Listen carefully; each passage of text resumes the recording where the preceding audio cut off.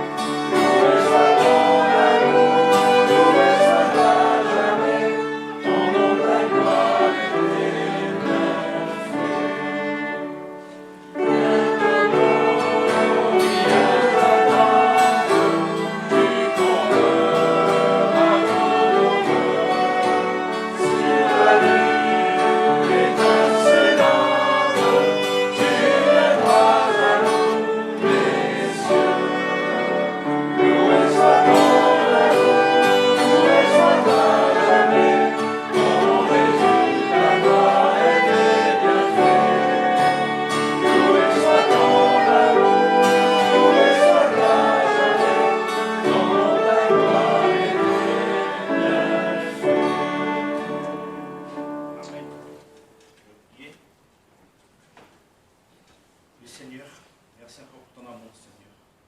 Merci encore pour tous tes méfaits, Seigneur. Seigneur, le premier méfait que tu as fait pour nous, Seigneur, c'est de donner ta vie sur la croix, Seigneur, pour nos péchés, Seigneur. Merci pour ça, Seigneur. Merci encore pour ton salut, Seigneur. Merci encore pour ta parole, Seigneur, et merci encore pour toute autre chose que tu fais encore pour nous, Seigneur. Seigneur, ce matin, Seigneur, tu m'as fait ce cul dans ton main, c'est que tu puisses bénir au nom de ton Fils, Jésus-Christ, Seigneur. Amen. Et vous, le chant numéro 210, je m'approche de toi.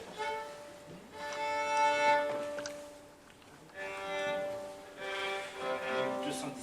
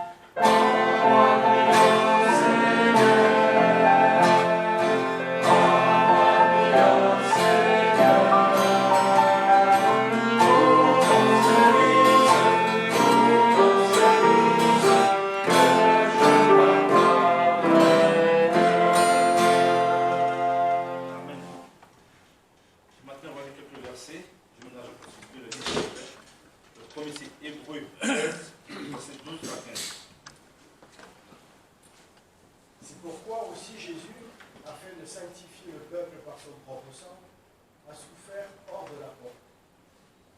Sortons donc hors du camp pour aller à lui en portant son opprobre. Car nous n'avons point ici-bas de cité permanente, mais nous cherchons celle qui est à venir. Offrons donc sans cesse à Dieu, par Jésus, un sacrifice de louange, c'est-à-dire le flux de lèvres qui confesse son nom. Hébreux 10, verset 19 à 25. Ayant donc, frères, la liberté d'entrer dans le sanctuaire par le sang de Jésus, chemin nouveau et vivant qui nous a frayés à travers le voile, c'est-à-dire à travers sa chair, et ayant un grand sacrificateur établi sur la maison de Dieu, approchons-nous avec un cœur sincère, dans une pleine certitude de foi, ayant les cœurs purifiés des souillures d'une mauvaise conscience, et le corps lavé d'une pure. Retenons sans fléchir la profession de notre espérance, car celui qui a fait la promesse est fidèle. Et prenons garde les uns aux autres, pour nous exciter à la charité et aux bonnes œuvres. N'abandonnons point notre assemblée, comme quelques-uns ont coutume de faire, mais exhortons-nous les uns les autres, et cela d'autant plus que vous voyez approcher le jour. Le psaume 116, verset 1 à 6. J'aime l'Éternel, car il a entendu ma voix et mes supplications, car il a incliné son oreille vers moi. Aussi, je l'invoquerai toute ma vie. Les liens de la mort m'avaient entouré, les angoisses du sépulcre m'avaient saisi.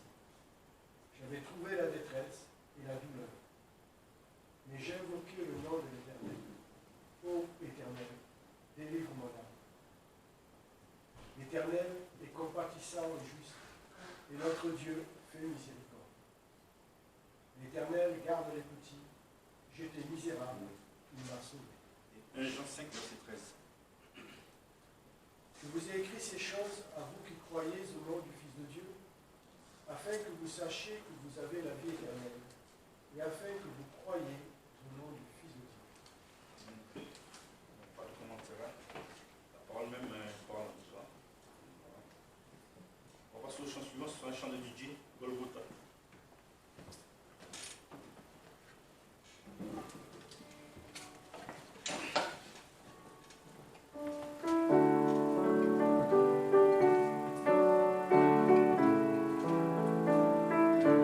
Ensemble.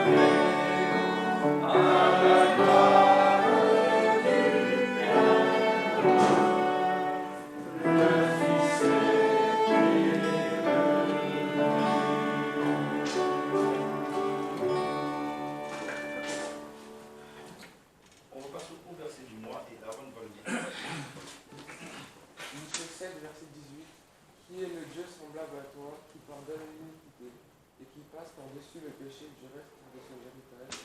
Il ne garde pas toujours sa colère, car il se plaît à faire miséricorde.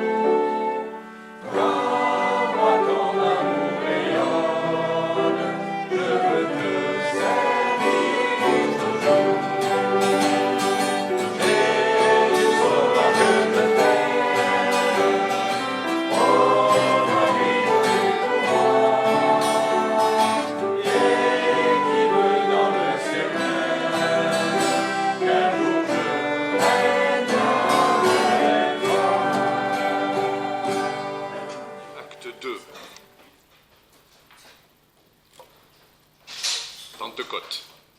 Alors oui, mais c'est pas Pentecôte, c'est pas le moment de prêcher ça. Ne vous inquiétez pas, on va aller lire quelques versets de ce chapitre. Effectivement, c'est le moment où le Saint-Esprit descend sur les disciples réunis à Jérusalem. C'est un événement unique, c'est un événement dont on peut quand même s'inspirer ce matin. Et finalement, ce matin, je vais mettre l'accent dans cet événement, non pas sur tout ce qui se passe avant et ce qui se passe après, mais sur la prédication. C'est une prédication, donc on peut lire Acte 2, verset 14. Acte 2, 14. Mais Pierre, se présentant avec les 11, éleva sa voix et leur dit : Hommes juifs, et vous tous qui habitez à Jérusalem, sachez ceci et prêtez l'oreille à mes paroles. C'est bien aux hommes juifs réunis pour cette fête juive que ce message est prêché, mais nous, on sait que toute écriture est inspirée de Dieu et utile pour nous enseigner, nous corriger. On va s'appuyer sur ce texte-là, sur cette prédication-là. Je ne la lis pas tout de suite, parce qu'on va la lire progressivement, parce que cette prédication est exemplaire. Alors justement, j'aime bien le mot exemplaire parce que c'est des mots qui ont plusieurs significations. Finalement, exemplaire, ça veut dire qu'on peut l'utiliser à titre d'exemple. Un exemple, ce n'est pas nécessairement une norme. On ne va pas dire « Ah oui, mais il y a ça, à partir de maintenant, tout doit être fait comme ça ». Ce n'est pas vrai. Il y a des choses dans ce texte-là qui sont contextuelles. Il y a des choses dont on peut s'inspirer, dont on peut tirer des principes. Et c'est dans ce sens-là que j'ai le titre ce matin, c'est une prédication exemplaire. On va tirer des principes. On ne peut pas en tirer des normes. parce que, effectivement, c'est la première prédication, c'est adressé à des Juifs, c'est lors de la Pentecôte, donc il y a des choses du contexte qui font que tout ne colle pas très précisément. Mais les principes qu'on va en tirer sont tout à fait valables. Alors vous allez dire, oh là là, tirer des principes de la prédication, c'est utile pour ceux qui veulent prêcher. Moi, ça ne me concerne pas. Je me suis posé la question. Est-ce que tout le monde peut se sentir concerné? Oui, je vais vous dire pourquoi. Parce que oui, peut-être des gens qui ont envie de prêcher vont bénéficier de ça, ça peut les aider à faire des progrès dans leur propre prédication. Mais un auditeur, s'il y a une prédication, il y a des auditeurs.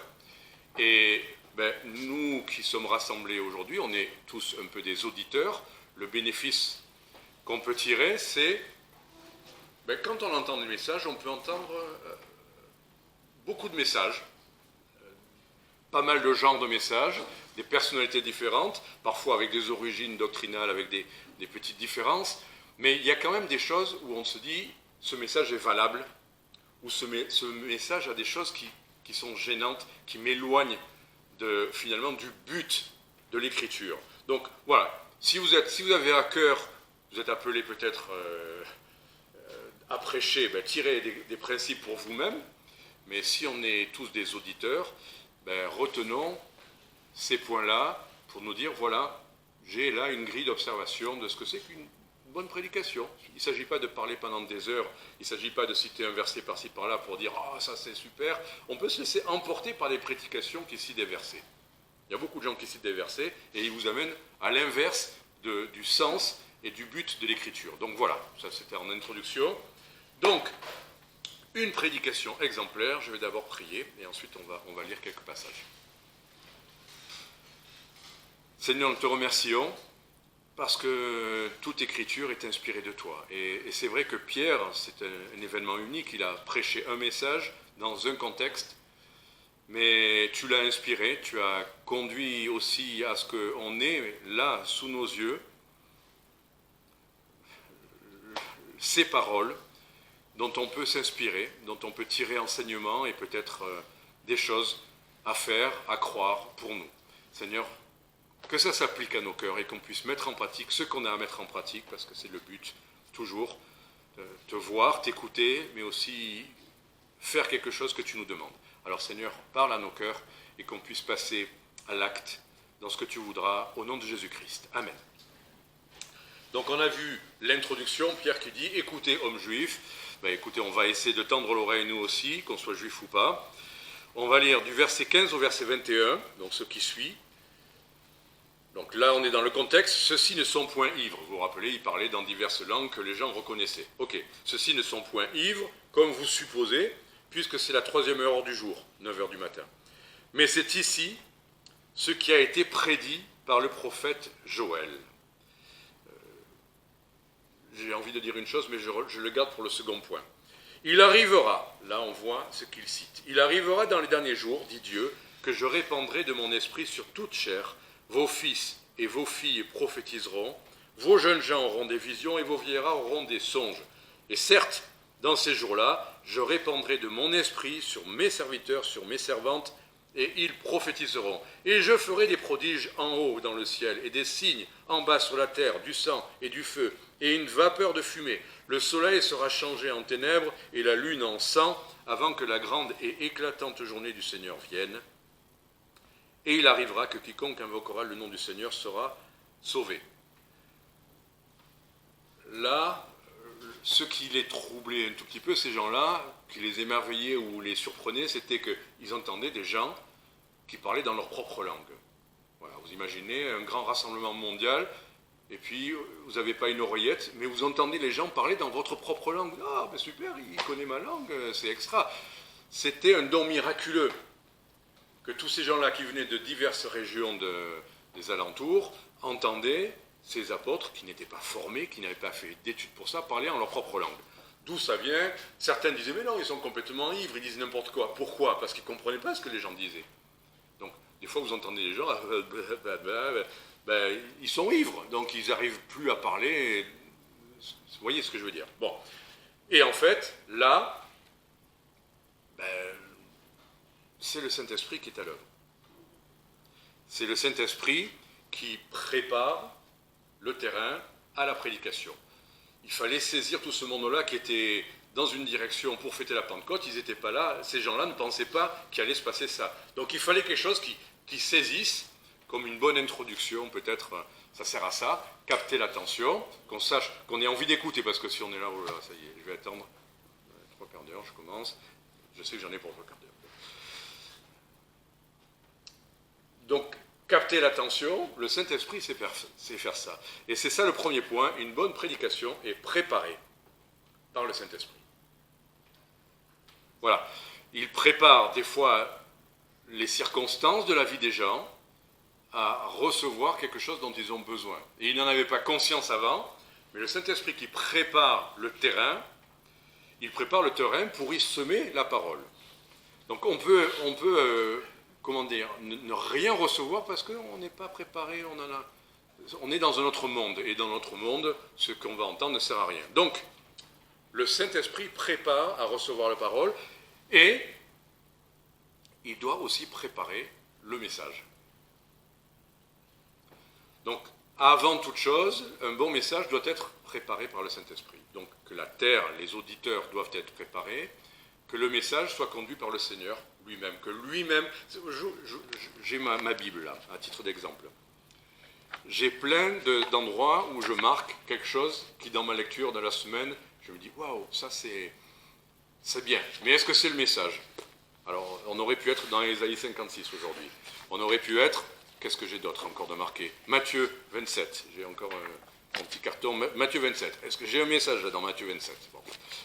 Donc, plusieurs choses dans ma semaine, dans ma lecture. Je demande, Seigneur, bon, ça m'intéresse, ça m'intrigue, mais qu'est-ce que tu veux? Et jusqu'à encore ce matin, j'ai hésité entre 2 messages, celui de Matthieu et celui de Acte 2. Il faut que le Saint-Esprit conduise. Alors là, je demandais à notre frère de nous montrer un verset. 1 Pierre chapitre 4, verset 11. Nous, on n'est pas le Saint-Esprit pour préparer la vie des gens, mais celui qui doit préparer un message, il doit faire ce qu'il peut faire pour laisser le Seigneur conduire. Donc, si quelqu'un parle, là, il ne s'agit pas de parler quand on va faire les courses, hein, c'est dans l'église, qu'il parle selon les oracles de Dieu. Si quelqu'un exerce un ministère, qu'il exerce selon la force que Dieu lui communique, afin qu'en toute chose, Dieu soit glorifié par Jésus-Christ, à qui appartiennent la gloire et la force au siècle des siècles. Amen. Parler comme ou selon les oracles de Dieu, selon les traductions. Selon les oracles de Dieu. On va voir ça juste après, c'est s'inspirer des oracles de Dieu. Dieu dit. C'est la parole de Dieu, d'accord? C'est pas de rajouter ça au début de prédication, de dire parole de Dieu, et là, alors là, effectivement, non. Il s'agit de réellement s'inspirer de la parole de Dieu. Et une autre traduction dit qu'il parle comme donnant les oracles de Dieu. C'est important, si on porte la parole de Dieu, qu'on ne dise pas, bon écoutez, j'ai une petite idée aujourd'hui, ça me plaît bien, et puis on commence à raconter nos petites anecdotes bibliques ou pas bibliques, enfin, et les gens vont dire, oh, ben c'est bien, il nous a partagé sa vie, ses anecdotes, mais si on doit prêcher la parole de Dieu, il faut le faire comme étant un message qui vient de Dieu. Et ce n'est pas de le dire, il faut que ça soit un fait. C'est-à-dire qu'on soit certain que le Seigneur nous ait montré, nous ait corrigé, nous ait alimenté dans la réflexion de ce message. C'est ça les oracles de Dieu. Quand on écoute un message, on n'est pas en train de se dire d'un coup on va se découvrir. Vous voyez? Non, mais on doit quand même être à l'écoute de ce que Dieu peut nous dire quand on écoute un message. Parce qu'on pense que le Saint-Esprit nous a préparés peut-être à recevoir quelque chose, ou le message est préparé par l'Esprit de Dieu. Donc voilà, ça c'était la première idée. Le message, une prédication exemplaire, doit être préparée par le Saint-Esprit, conduite par le Saint-Esprit, animée par le Saint-Esprit. Deuxième chose, c'était un peu ce que j'ai eu envie de dire tout de suite, je me suis retenu au verset 16 quand il dit « Mais c'est ici ce qui a été prédit par le prophète Joël. » Verset 25 maintenant. Car David dit de lui, je voyais toujours le Seigneur devant moi parce qu'il est à ma droite, etc. etc. On ne va pas tout relire de ce verset-là, mais les 2 fois, Pierre prêche, et de quoi parle-t-il? Des Écritures. Immédiatement, il y a la circonstance, et la première chose qui raccroche aux circonstances, c'est une citation biblique, ce qui va commencer à expliquer ce qui se passe. C'est ça, une prédication exemplaire, c'est qu'elle s'appuie, elle s'enracine, elle puise toute sa logique, toute sa pensée dans les Écritures. Je veux dire, je vais vous dire des évidences aujourd'hui. Du début à la fin, tout ce que je vais vous dire, vous le savez, nous le savons. Mais c'est bien de le rappeler. C'est bien de le rappeler parce qu'on peut partir dans nos petites histoires, nos illustrations plus ou moins touchantes. C'est bien. Mais ce qui convainc, ce qui nourrit, c'est quelque chose qui a été puisé dans les Écritures. Finalement, on est là pour ça, pour connaître les Écritures, pour être conduit par les Écritures, pour être nourri par les Écritures, pour être corrigé par les Écritures. Je cite 2 versets que vous connaissez, vous aussi, par cœur, de Timothée 3,16. Voilà. Je sais qu'il y en a 2 ou 3 qui... Ah. C'est bien de connaître les références. Après, si je vous dis le début, des fois on ne connaît pas les références, il y en a qui sont forts avec les références, et il y en a qui sont forts avec le verset. Car toute écriture est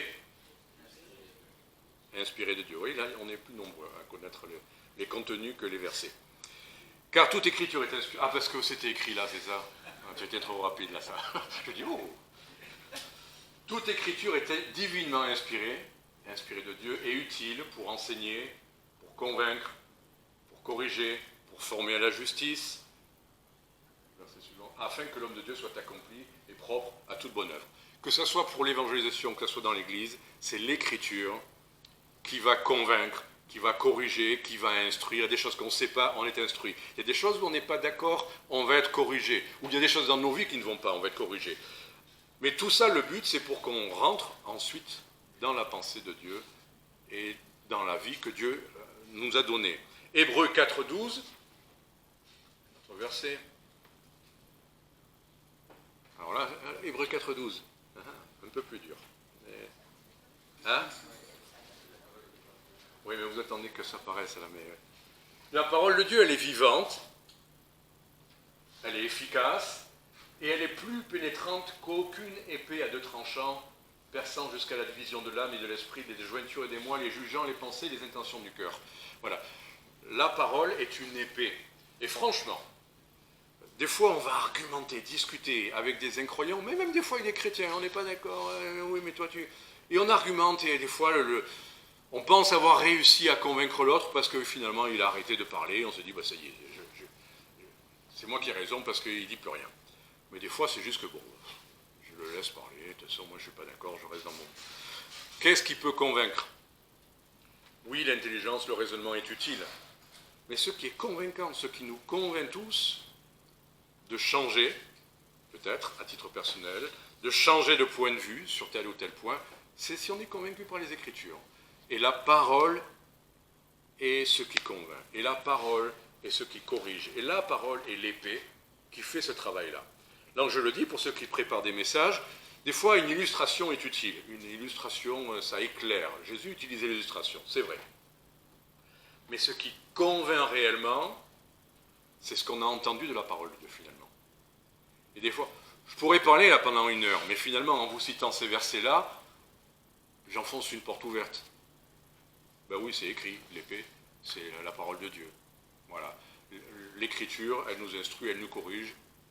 On est d'accord. J'ai même pas... Vous voyez, là, est-ce qu'il y a quelqu'un qui est contre cette pensée-là dans l'Église? Moi, je ne suis pas d'accord. Je crois que si on est là, c'est qu'on est tous d'accord. Voilà. Donc, enraciné dans les Écritures, la parole est toujours à citer, à lire. C'est bien d'en donner l'idée parfois, mais si on peut, c'est bien de citer un verset littéralement. Si vous le connaissez par cœur, ça suffit. Si vous ne le connaissez pas par cœur et que vous connaissez la référence, vous pouvez la montrer. Mais rien n'est plus efficace, rien n'est plus puissant que la parole de Dieu. Et si vous voulez faire un message, rien n'est mieux que de tirer de la Bible ce que vous avez à dire. 3e chose. Alors, préparé par le Saint-Esprit, 2, enraciné dans les Écritures, 3, on va lire le verset 22. Après avoir dit tout ça, citer les Écritures, les prophéties, voilà ce que Pierre dit: Hommes israélites, écoutez ces paroles. Finalement, là, il en donne la quintessence. Jésus, le Nazaréen, cet homme signalé de Dieu parmi vous par les actes de puissance, les merveilles et les miracles qu'il a opérés par son moyen au milieu de vous-même, comme vous le savez vous-même, ce Jésus, livré par la volonté déterminée et selon la prescience de Dieu, vous l'avez pris, et l'ayant attaché à la croix par les mains des iniques, vous l'avez fait mourir. Verset 24, ce Jésus, mais Dieu l'a ressuscité. Ah oui, pardon. Ça, c'est l'idée suivante, mais c'est toujours sur la même personne. Mais Dieu l'a ressuscité, ayant rompu les liens de la mort, parce qu'il n'était pas possible qu'il fût retenu par lui. On peut lire pareil, verset 28. Non, c'est pas le verset 28, c'est un peu plus loin. Mais, ah oui, c'est du verset 25 à 28. Mais bon, en fait, le verset, on ne va pas le lire intégralement. Ce qu'on veut retenir, c'est que la prédication, elle peut être préparée par le Saint-Esprit, elle peut être enracinée dans les Écritures, mais quel est le but d'une prédication finalement? Quel est le but, normalement, que je dois me fixer en préparant un message? Que vous devez vous fixer en parlant aux gens, si vous voulez, qui connaissent le Seigneur. C'est quoi? Les amener à Jésus. Les amener à Jésus. Le Sauveur, c'est Jésus. C'est pas nous, c'est pas l'Église baptiste, c'est pas de montrer que vous avez raison, que vous avez la meilleure Église, ou que je ne sais quoi. C'est les non-croyants, comme les croyants, en réalité, on par-dessus tout, je ne vais pas dire que, parce qu'on a tout le conseil de Dieu dont on a besoin. Toute écriture est utile. Mais on sait que quand même, le but universel, c'est d'amener à Christ. Dans l'épreuve, on a besoin de Christ. Dans la perplexité, on a besoin de Christ. Dans la colère, dans la rébellion, on a besoin de Christ. Quand on est sur une mauvaise voie, on a besoin de Christ. On peut nous dire, oh, mais c'est pas bien ce que tu fais là. Il y a un verset qui dit ça. Oui, c'est vrai. Et alors? Des gens qui entendent leur vérité, des fois, le faire église le faire. Ils vont dire, oui, mais... Et puis voilà. À quelqu'un qui souffre, lui dire, oui, mais Jésus a souffert. Il te comprend, il va te dire, oui, mais toi, tu ne souffres pas comme moi, tu ne sais pas ce que je vis. Bon, c'est vrai. Mais Jésus, regarde ce qu'il a souffert, lui. Ça aurait pu être un troisième message que je préparais, où je voyais toutes les souffrances que Jésus avait subies quand il allait à la croix. Quand il a prié en disant, s'il est possible que cette coupe s'éloigne de moi, c'est que nous, on ne mesure pas tout ce qu'il a vécu. Il a été abandonné par ses amis, trahi par un de ses plus proches. On l'a accusé injustement. Ça vous arrive des fois des choses comme ça? Parce que là, on peut le dire, on dit, oui, mais on sait, c'est Jésus, c'est la croix. Maintenant, appliquez ça à votre vie, à notre vie. Trahi. Ça vous arrive d'être trahi par un bon ami qui vous a trompé? D'être abandonné par vos proches? Ça vous arrive d'être accusé injustement? Mais imaginez un peu, dans l'état dans lequel ça peut vous mettre, quand à votre travail, on commence à vous accuser injustement de quelque chose. Imaginez, parce que là, voilà, c'est très théorique, c'est Jésus, mais à notre vie, accusé et condamné injustement, avec des faux témoignages. Ensuite, on vous crache au visage, on vous arrache la barbe, on vous frappe sur la tête, tout en continuant à se moquer de vous. Vous les aimez, vous continuez à accepter tout ça, on vous cloue à une croix, on vous met là et on continue à se moquer de vous. Vous avez les mains transpercées, les pieds transpercés. On n'a pas connu tout ça. C'est pour ça que quand on souffre, mais qu'on fait la volonté de Dieu, normalement les souffrances du Seigneur devraient nous dire, mais il y a quelqu'un qui te comprend. Peut-être que les autres autour de toi, ils ne peuvent pas savoir, ils ne peuvent pas comprendre, ils ne peuvent pas mesurer. Mais Christ, Jésus, on ne peut pas dire qu'il ne peut pas comprendre. On ne peut pas dire qu'il ne compatit pas. On ne peut pas dire, ouais, c'est facile, toi tu es Dieu. Non, ce n'était pas facile. En tant qu'homme, il a souffert le pire, le condensé du pire de tout ce qu'on peut vivre physiquement, psychologiquement, émotionnellement. Donc on doit mener les gens à Christ. Ok, moi j'ai rien à te dire. Il y a la chorale hébraïque.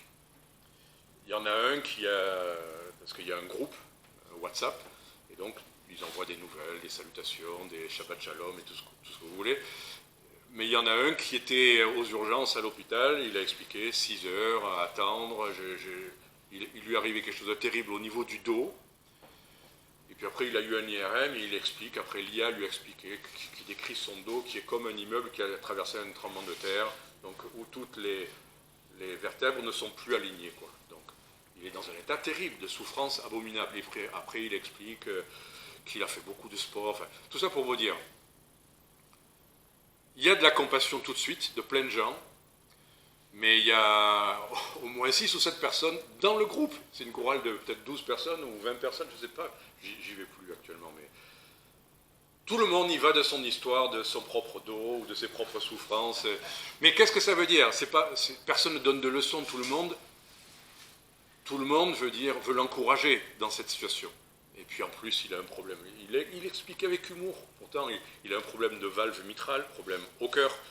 Il découvre tout ça. Le cœur, la colonne vertébrale. Enfin, c'est pas juste une petite lombalgite comme moi. C'est toute la colonne qui est dans un état. Mais tout le monde dit oui, mais moi, il m'est arrivé ça. Et c'est vrai, ça s'appelle l'empathie, ça. Comment on peut souffrir? En disant qu'on a un peu la même chose. Et c'est toujours bien pris quand c'est quelqu'un qui a vécu à peu près les mêmes choses que vous, autrement peut-être, mais voilà. Mais Jésus aura toujours vécu vos douleurs, quelles qu'elles soient. Voilà pourquoi le but de la prédication, pour un chrétien comme un non-chrétien, c'est toujours d'être amené à Christ. Vous connaissez les versets. Paul, il enseigne l'Église. 2 Corinthiens chapitre 2, verset 2. 2 Corinthiens, c'est peut-être 2 ou 1, on va vérifier si je ne me suis pas trompé. 2 Corinthiens de 2, ou c'est 1 Corinthiens de 2. Car je n'ai pas eu la pensée de savoir parmi vous. C'est 1 Corinthiens de 2. Donc c'est 1 Corinthiens de 2. Enfin, vous connaissez ce verset?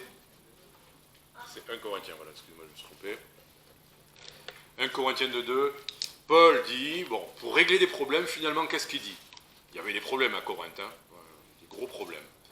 Et il dit, j'ai pas eu la pensée de savoir parmi vous, bon, là je le cite, excusez-moi de mémoire, je connais la seconde, mais tu le trouves ou pas?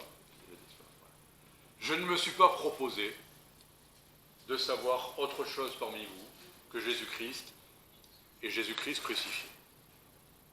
Et là, c'est même pas pour, on pourrait dire, mais Jésus-Christ crucifié, c'est pour les incroyants, ça, il faut leur annoncer que c'est le message d'évangélisation. Non, il dit, parmi vous, il parle aux chrétiens de Corinthe, qui ont ces problèmes de jalousie, qui ont ces problèmes d'immoralité, qui ont ces problèmes de disputes, de dissensions.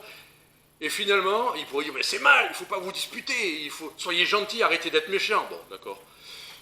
Et finalement, il sait que la solution, c'est pas toujours de dénoncer les choses, mais des fois, c'est soyez comme Christ. On va voir. Hein? Christ crucifié, qui s'est laissé faire. Si peut-être le Seigneur nous dit pardonne, oui mais on m'a fait ça, je ne pardonnerai jamais. Oui mais Jésus, il a pardonné à ses ennemis qui se moquaient de lui. Il a dit Père, pardonne-leur, ils ne savent pas ce qu'il faut. Et c'est pour ça que l'Église, c'est prêcher Christ et Jésus-Christ crucifié. On pourrait prêcher Jésus, ah oui, ça serait plus facile de prêcher le Jésus qui renverse les tables dans le temple. J'arrive, je vais vous dire moi, vous avez besoin d'entendre. Alors là, des donneurs de leçons dans l'Église qui vont vous dire, chacun sa table, hein, il peut toutes les renverser. On n'a pas besoin de ça. Ça, le Seigneur le fait dans nos vies.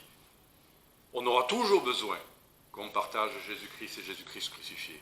S'encourager à accepter, peut-être, sa propre croix, accepter des souffrances injustes, accepter quelque chose qui nous est arrivé, accepter. Combien c'est difficile d'accepter tout ça. L'injustice. Voilà pourquoi Paul dit, je n'ai pas eu la pensée de savoir parmi vous, je ne me suis rien proposé d'autre que de vous amener à Christ.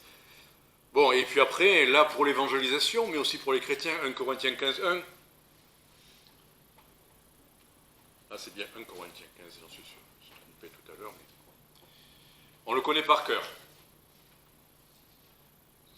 vous voyez, là, moi, j'ai des versets que j'aime bien utiliser, mais je vous rappelle, frères, l'évangile, que je vous ai annoncé, que vous avez reçu, et dans lequel vous persévérez. C'est quoi l'évangile?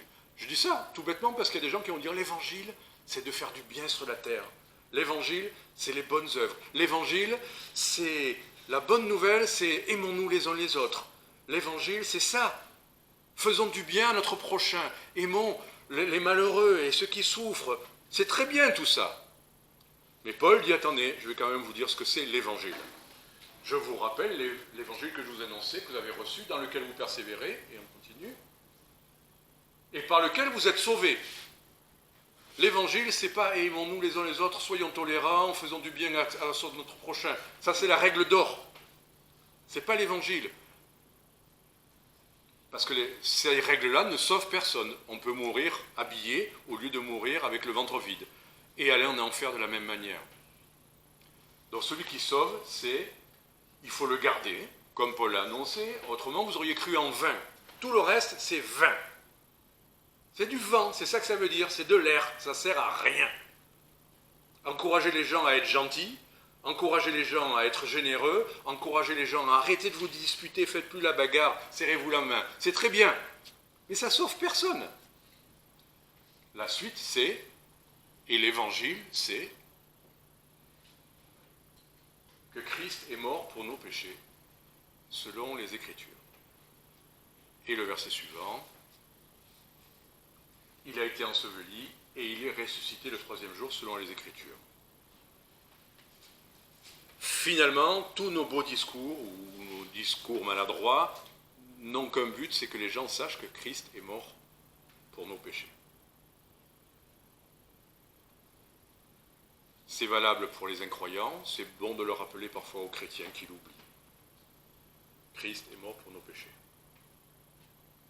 Ça, c'est pas une bonne nouvelle, non? Ça m'arrive récemment encore, tous les manquements de ma vie non chrétienne, et des choses dont je n'ai pas rougi, dont j'aurais dû rougir à l'époque, des choses de ma vie chrétienne, des manquements en tant que parent, on n'est pas parfait, on ne donne pas assez de quelque chose, ou peut-être trop de quelque chose. On n'a pas essayé. On a tous les choses que le Seigneur peut faire remonter à notre esprit. Si vous ne vous remontez jamais rien et que vous pensez toujours que tout va bien, bon, vous avez oublié quelques pages du livre, je crois. Mais le Seigneur fait remonter ces choses-là des fois, pas pour me culpabiliser, mais pas pour me morfondre sans arrêt et me flageller, mais pour que je me rappelle que ma vie chrétienne, ce n'est que Christ qui est mort pour mes péchés. Et voilà pourquoi je peux quand même continuer à prêcher ou partager. Ça ne sera jamais notre propre justice qui nous permettra de parler de sa part. Mais Christ est mort pour nos péchés. Ça, c'est la bonne nouvelle. C'est notre bonne nouvelle, c'est votre bonne nouvelle encore ce matin. Je peux le dire sans savoir ce qui se passe dans votre vie. Je ne sais rien de hier, de vos pensées, de votre semaine. Je ne sais rien de tout ça. Dieu le sait. Mais en tout cas, Christ est mort pour nos péchés. Et ça, je suis sûr. Donc Christ, il est l'objet et le but de la prédication. Voilà, Christ crucifié et ressuscité. Ressuscité, c'est aussi se rappeler qu'il a eu la victoire sur la mort et sur le péché. Et c'est bien là-dessus que s'appuient les textes qu'on a vus. Il reste 3 points. Excusez-moi, je suis à la moitié. Courage. Mais c'est comme les montagnes. Bon, je vais essayer de quand même pas être trop long. Un petit détail, verset 32. Oui, là je peux être plus court. Verset 32. Dieu a ressuscité ce Jésus, on vient de le dire. Mais nous en sommes tous témoins. Qu'est-ce que je peux tirer de ça? C'est que le message qu'on doit apporter, on peut dire, oui, préparé par le Saint-Esprit, enraciné dans les Écritures, il faut qu'on parle de Jésus. Là, on a le fondement, ça ne doit pas sortir de ça.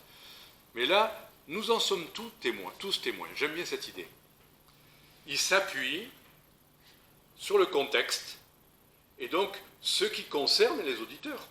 Nous en sommes tous témoins. Il s'appuie, c'est un message adapté. Parce que là, franchement, avec les 3 premiers points, on peut faire un message où les gens vont dire ça plane 1 kilomètre au-dessus de leur tête. Ça ne les concerne pas. De quoi ils me parlent? La Bible, Jésus, oh, je sais, Jésus dans les églises, j'ai vu ça. Un message adapté. Arriver à prêcher ce message, mais à partir de ce qui se passe et de ce qui concerne les gens. Vous voyez, je faisais appel à des choses très spirituelles avant, mais c'est tout aussi spirituel de faire attention à qui on s'adresse et de qu'est-ce qui intéresse ou qu'est-ce qui peut intriguer, de savoir où en sont les gens. Ce n'est pas un message qu'on balance comme ça. Vous voyez, on est dans la rue, on a un traité, il y a la croix dessus, repentez-vous. Je vous donne un contre-exemple. Je connaissais un petit jeune homme avec lequel je faisais l'évangélisation, je vous l'ai déjà partagé à Montauban, et on faisait un stand. Ce petit jeune homme, il avait beaucoup de zèle. Il avait beaucoup de zèle. Et là, s'arrête un monsieur d'origine juive que je vois régulièrement, et lui, il veut annoncer l'évangile. Et on discutait d'abord, gentiment avec le monsieur, âgé, un artisan, avec lequel j'ai souvent parlé, et lui, il arrive, oui, mais tout ça, il faut que vous vous repentiez. Le monsieur était un peu surpris. J'essaie pas de calmer le jeu, mais quand même, j'essaie de rattraper. Il faut que vous vous repentiez. Pour entrer dans le royaume, il faut se repentir. Bon, ok. C'est peut-être quelque chose qu'il faut dire. Mais à quel moment on le dit? Comment on le dit? À qui on le dit? Enfin, il ne suffit pas de dire aux gens, dans la rue, repentez-vous et croyez au Seigneur Jésus. Ou Jésus vous aime. Bon, c'est bien tout ça. Mais pourquoi ils auraient besoin de se repentir? De quoi? Ils ne sont pas au courant. Se repentir, c'est-à-dire, ils ne connaissent pas la loi de Dieu. Les Juifs connaissaient la loi de Dieu. Les Juifs venaient de vivre ce qu'ils viennent de vivre. Je veux dire, ils en sont témoins. Donc il faut un message adapté, c'est tenir compte du contexte, de ce qui peut intéresser les gens, démarrer. Ce qu'on doit annoncer ne change jamais. Mais comment on arrive à ce qu'on doit annoncer change toujours. Ah non, celui-là il est musulman, allez, je lui balance les versets sur celui-là. Non, vous ne savez pas s'il est peut-être musulman, mais il est peut-être en train de se poser des questions. Ou au contraire, c'est un fanatique, on n'en sait rien. Donc si on n'écoute pas un peu les gens, si on ne pose pas un peu des questions, si on ne s'intéresse pas à ce qui se passe autour de nous, qu'est-ce qui peut les faire réagir, qu'est-ce qui les intéresse, qu'est-ce qui les angoisse, si on dit non, moi j'ai juste un message, repentez-vous, croyez en Christ, mort pour vos péchés. Ok, l'écrire sur un mur, ça suffit ça, on n'a pas besoin de vous pour ça. Si vous êtes là, si nous sommes là, c'est que nous incarnons quelque part le message, mais il faut qu'il y ait un échange. Il faut savoir qui sont les gens, il faut savoir ce qu'ils croient avant de parler. Je veux dire, c'est le bon sens. On ne parle qu'après avoir écouté. Vous pouvez en quelques phrases mieux comprendre comment mieux annoncer l'évangile. Ça ne remplace rien du message, mais ça l'amène à l'endroit où ça doit aller. Sinon, vous allez taper à côté. Ah, l'évangile est là, je lui ai donné, bim, tiens, reçois l'évangile. Il n'a rien compris. Il vous a regardé poliment pendant quelques secondes, il a entendu quelques phrases, et puis il rentre chez lui en disant, bon, il n'y a pas eu de vraie relation. Il faut qu'il y ait une vraie relation. Donc, un message adapté, c'est tenir compte du contexte, c'est tenir compte de la personne. Est-ce que c'est une belle phrase de prédicateur ce que je vous dis? Non. Paul faisait comme ça.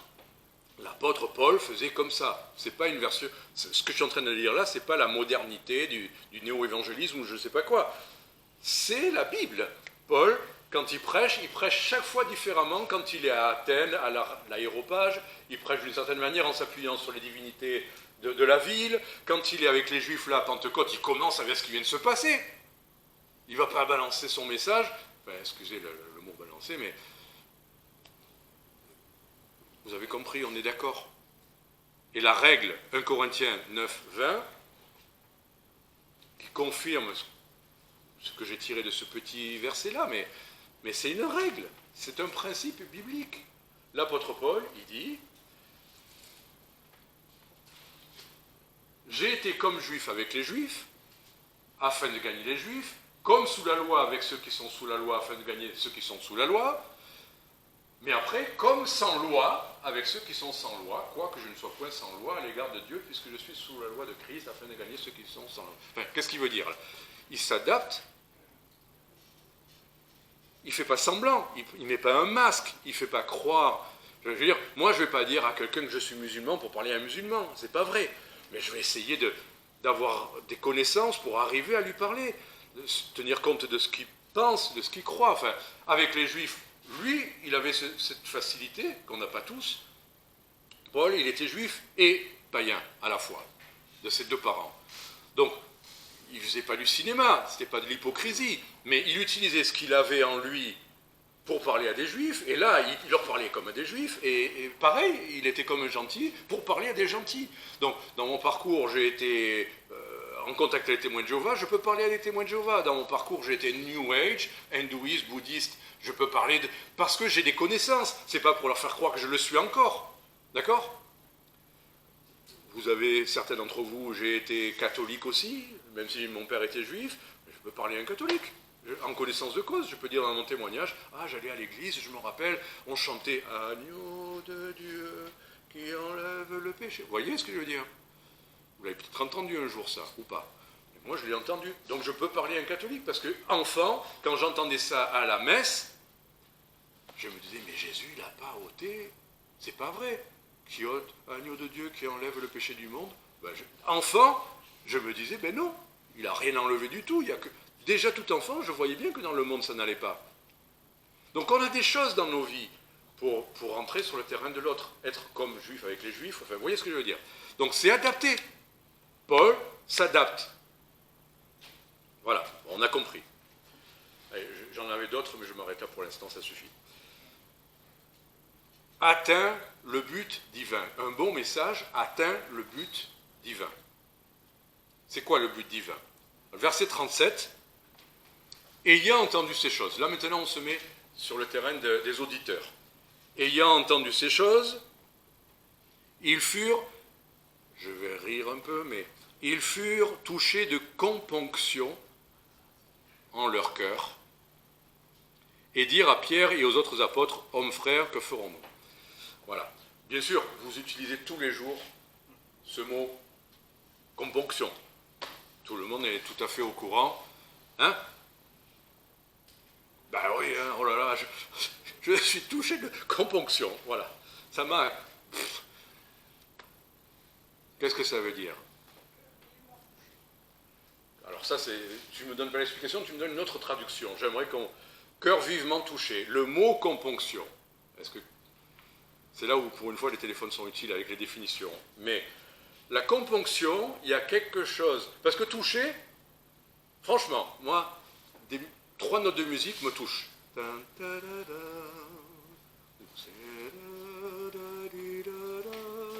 Oh, je suis touché. C'est pas de la componction. La componction, il y a une autre idée supplémentaire. Il semblerait, vous vérifierez dans un dictionnaire, c'est quand même touché au point, comment dire, d'en être triste, au point, vous voyez, il y a quelque chose qui vous a touché, mais pas qu'une émotion, c'est quelque chose comme ce qui prépare. C'est ça, la repentance, on sait bien que c'est métanoïa, changer de pensée, mais quand on voit des gens profondément attristés, quoi? Pas attristés, ah, c'est triste, et puis après on oublie. C'est une tristesse qui amène après à ce qu'il dit, à se poser la question, que ferons-nous? Toucher de componction, c'est qu'il y a réalisé quelque chose, il y a être touché émotionnellement, mais c'est aussi comme si ça disposait enfin à vouloir changer, à faire quelque chose. Vérifiez componction, ce que vous trouverez dans les dictionnaires. Et essayez de le passer dans la semaine. Alors, parle plus fort, sinon personne n'entend. Tristesse produite par l'effet de repentir, le regret d'avoir offensé Dieu. Voilà. Le regret d'avoir offensé Dieu. C'est pas juste, oh, c'est triste. Vous voyez? Donc c'est porteur de sens quand même, la componction. Ben, là, il a fallu que Dieu parle, et ça atteint le but. Le cœur est attristé à l'égard de Dieu. Pas juste une émotion, à l'égard de Dieu. C'est ça la repentance en fait. C'est pas juste une émotion. Oui, Saül, Ésaü a pleuré, mais quand j'ai péché contre toi seul, voilà ce que dit David. J'ai pas péché. Oui, j'ai péché contre la personne, j'ai meurtrier et adultère. Mais là, il dit j'ai péché contre toi seul. Il y a quand même une profondeur. Oui. C'est un apaisement d'esprit. Oui, c'est spirituel. Mais là, ça dit quand même, le cœur a été touché. Donc le cœur, c'est le siège de beaucoup de choses. Ça englobe l'esprit, bien sûr, c'est spirituel, mais c'est le cœur qui est quand même touché. C'est important de se rappeler ça. On parle au cerveau, d'accord, mais c'est le cœur qui est touché. Et quand le cœur est touché, ça prépare à quoi? Ben justement, on vient de le lire. Que ferons-nous? À la volonté.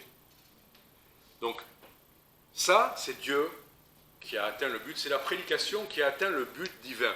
Pas toucher des émotions, je pleure, et puis voilà. C'est cette profondeur de la tristesse, d'avoir péché contre Dieu, de l'avoir attristé.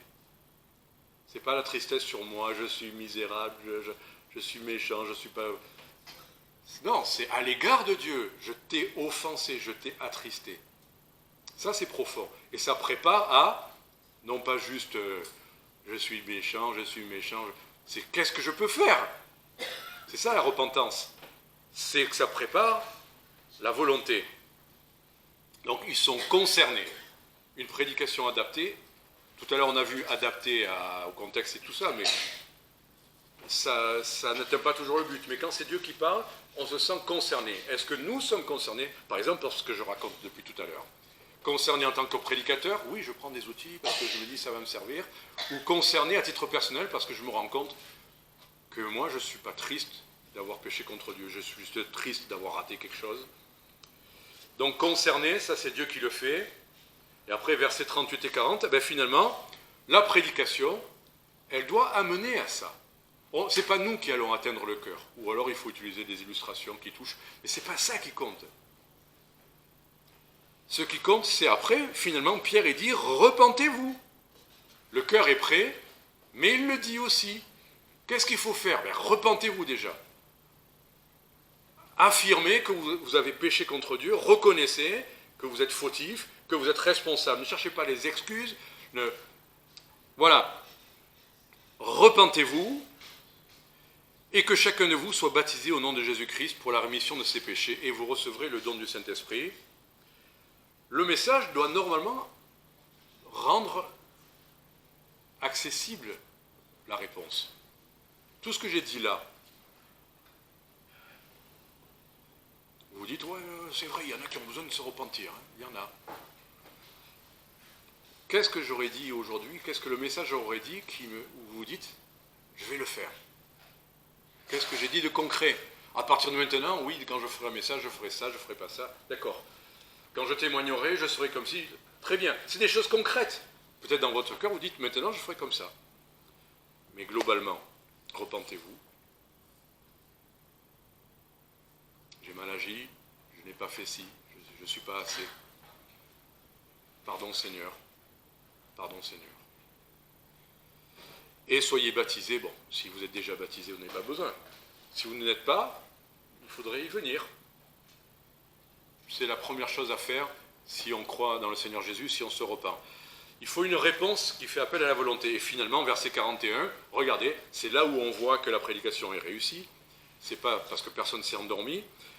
Ceux donc qui reçurent de bon cœur la parole. Tout à l'heure, on va recevoir de bon cœur la parole. On ne se dit pas, c'est passage en force. C'est le 49.3 de la prédication, passage en force. Non, ça a été dit. On est d'accord, le prédicateur n'a pas besoin de hurler, il n'a pas besoin de me raconter 3 histoires pour me faire pleurer avant, il n'a pas besoin de répéter 10 fois la même phrase en gesticulant pour que finalement, oui, d'accord, je le ferai. Ça a été dit, ils ont reçu de bon cœur la parole. Oui, c'est la parole de Dieu, je la reçois. Ça, c'est Dieu qui le fait. Ce n'est pas les gesticulations de certaines. Mais à la fois, quand même, verset 40, il les conjurait et il les exhortait. Et il dit, verset 41, « Et sauvez-vous de cette race perverse. » Quand même, hein. C'était incisif. Hein. Et regardez, c'était même plus qu'incisif. J'ai remarqué ça. C'est verset 36. Il ose dire, tout à l'heure on parlait d'adapter son discours, d'adapter le message, mais il ose dire, sachez avec certitude que Dieu a fait Seigneur et Christ Jésus que vous avez crucifié.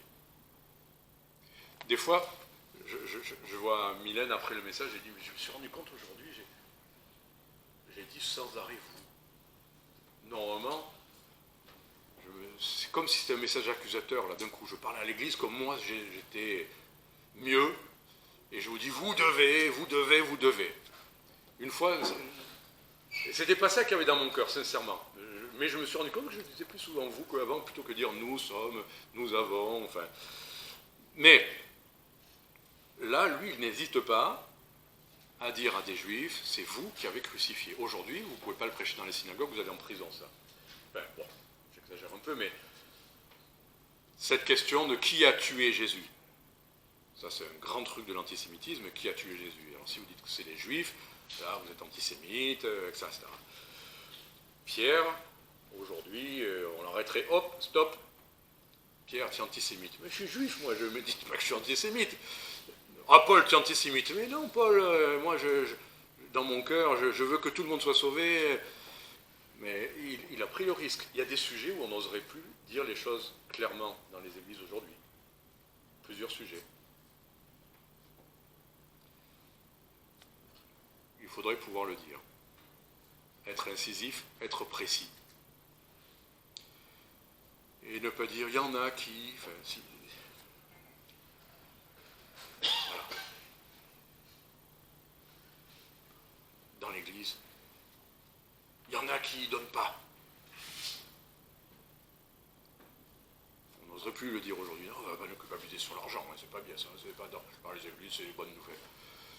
Oui, mais le Seigneur a parlé des dons, des offrandes et tout ça, à la hauteur de nos revenus. Oui, mais...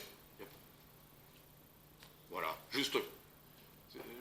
ça m'est passé par l'esprit là pour donner un exemple. Hein. Je ne dis pas que... Je ne suis pas en train de faire une leçon pour l'Église. Mais, des fois, il faut appeler un chat. Il faut dire ça, ou ça, ou ça. Et normalement, ça atteint le but divin. On peut dire, oh non, je laisse le Saint-Esprit parler aux gens chez eux, je dis rien. Oui, c'est bien, c'est mieux, c'est plus sûr. Mais des fois, il faut dire les choses aussi. Voilà, donc atteint le but divin parce que... Et puis, il dit aussi, et soyez baptisés. Qu'est-ce que... Oh, c'est pas important le baptême. Oui, mais qu'est-ce que Dieu a donné comme ordre aux apôtres quand il les a envoyés? Matthieu 28. Allez et faites des nations des disciples et baptisez-les ou les baptisant au nom du Seigneur Jésus et enseignez-leur à observer tout ce que je vous ai prescrit. Donc, il y en a qui vont dire, je vais enseigner, moi j'enseigne, et puis baptisé, pas baptisé, peu importe, baptisé bébé, non, c'est pas un baptême. Il n'y a pas de pédobaptiste, ça n'existe pas, c'est des pédo-aspergeurs. Ça ne suffit pas, c'est pas ça dans la Bible. Voilà, le baptême c'est immersion, baptizo c'est immerger. Ça n'a rien à voir avec une aspersion, ça n'a rien à voir avec des bébés qui ne peuvent pas choisir. Dans la Bible, c'est des adultes, en tout cas des gens qui sont en âge de croire, de s'être repentis et de vouloir marcher avec le Seigneur. Voilà, baptisez-les. Là, eux, ils étaient prêts, ils se sont fait. Et c'est ça. Et le dernier point, donc, ça atteint le but divin. Finalement, on amène les gens à quoi? Il y a une expression à l'obéissance de la foi. On peut dire la foi, moi je prêche la foi, et s'ils croient en Dieu, Dieu est gentil, Dieu t'aidera, Dieu t'aime, Dieu te donnera une belle vie. Ok, la foi. C'est de l'optimisme ça, parce que Dieu te fera aussi passer par des moments difficiles, et il y a aussi ça dans la vie chrétienne.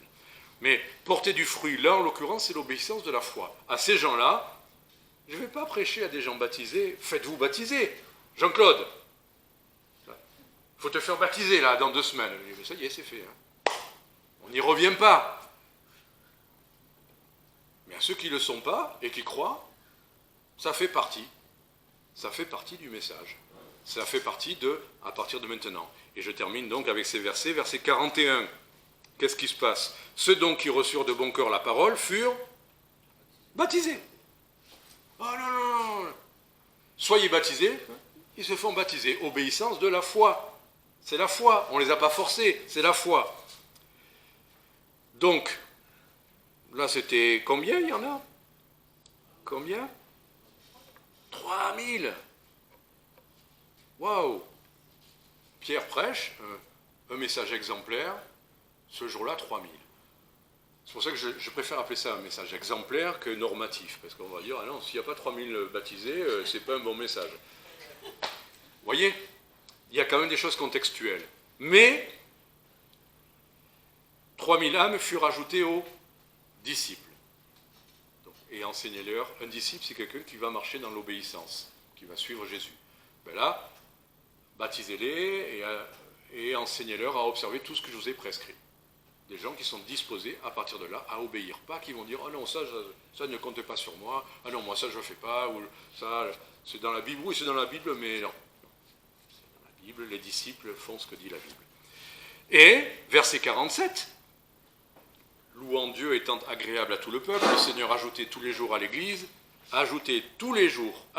des gens qui étaient sauvés. » J'aime le mot dans les deux contextes. 3000, aujourd'hui ça serait difficile d'avoir 3000 convertis.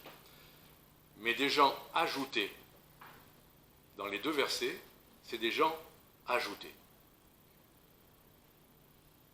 Dieu voulant, une église, la prédication doit ajouter des gens à l'église et aux disciples. Ajouter des gens qui vont suivre Jésus et ajouter des gens qui vont être sauvés. C'est la même chose. Est-ce qu'il y a quelqu'un ici qui n'est pas encore sauvé? Ou pas encore baptisé? Sauvé mais pas encore baptisé? Il faut le faire. Obéissance de la foi. Et le Seigneur ajoute. C'est ce qui devrait être. Et versets 42 à 46, écoutez, il persévérait dans la doctrine des apôtres, dans la communion, dans la fraction des pains, dans les prières. Tout le monde avait de la crainte. Il se faisait beaucoup de miracles et de prodiges par les apôtres. Or, ceux qui croyaient étaient dans un même lieu, et ils avaient toutes choses communes. Ils vendaient leurs possessions, leurs biens. Ils distribuaient à tous selon le besoin que chacun en avait. Ils étaient tous les jours assidus. Non, verset 46, ils étaient le dimanche matin assidus au temple, quand ils pouvaient, d'un commun accord, et ils rompaient le pain. Non, vous imaginez? Si on se disait aujourd'hui, tous les jours, assidus à l'église, enfin au rassemblement, on va dire, ben non, là, ils deviennent fanatiques, là, les baptistes. J'ai fréquenté une époque les gens du voyage à Montauban, la salle de culte les accueillait. Ils faisaient 3 voire 4 réunions par semaine. À chaque fois, c'était indistinctement prédication très forte, hein, des chants, prédication, témoignage, à chaque fois. Bon, alors, on fait des grimaces, hein, non, 3, 4 fois, c'est un peu fanatique. Oui, nous, on ne fait pas. On hésiterait à proposer une étude biblique parce que comme on va... Oh là là, mais il faut se déplacer. Mais je comprends, bien sûr.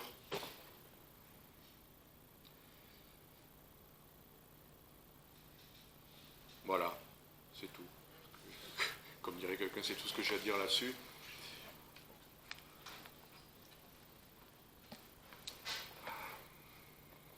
On veut des âmes sauvées, mais est-ce qu'on a tous ces rassemblements? Est-ce qu'on a ces... Je ne dis pas que c'est ça qui fait que les gens ne sont pas sauvés, mais bon, reconnaissons qu'on est bien en deçà de ce que peut être la vie de l'Église. Et pourtant, on s'aime beaucoup, et pourtant l'Église est là, et on est là dimanche, et c'est très bien.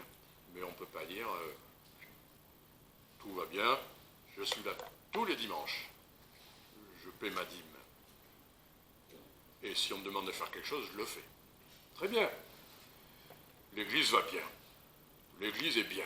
Mais il n'y a pas à ajouter tous les jours des âmes. Bon, enfin voilà, c'est pas pour nous culpabiliser que je dis ça, parce que la solution c'est de venir au Seigneur, et bien sûr il y a les contextes, bien sûr il y a les chants missionnaires qui sont différents, il y a les époques qui sont différentes, bien sûr. On va pas se rendre... Mais on peut quand même soupirer après ce que le Seigneur peut faire. On ne peut pas le forcer, mais on peut le demander, le prier, le supplier. Il faut des nouveaux ouvriers. Je connais des endroits, il faut des pasteurs. Il y a des églises avec des bâtiments, ils n'ont pas de pasteurs. Je connais des endroits où on peut acheter une salle. Au Mont d'Or, on pourrait acheter la salle. Elle est en vente maintenant. Oh oui, mais on n'a pas de pasteur. Ça servirait à quoi d'avoir une salle? Il faut des gens quand même qui vont faire vivre. Oui, mais on a des contacts là-bas. Et ça fait des années qu'on a l'expo. Et il y a des fruits. Donc, c'est quoi? Il faut prêcher le message. Il faut prier pour qu'il y ait de nouveaux ouvriers là-dedans. Des gens qui vont le faire. Des gens qui vont travailler à la propagation de l'évangile, à s'occuper des églises existantes, à s'occuper peut-être de fonder de nouvelles églises. L'évangile. L'évangile. Le faire chez vous. Partagez ça, les gens ne connaissent pas. Pourquoi là où vous êtes, faites-le chez vous. Voilà, on va terminer par la prière. Jo, tu veux terminer par la prière, s'il te plaît?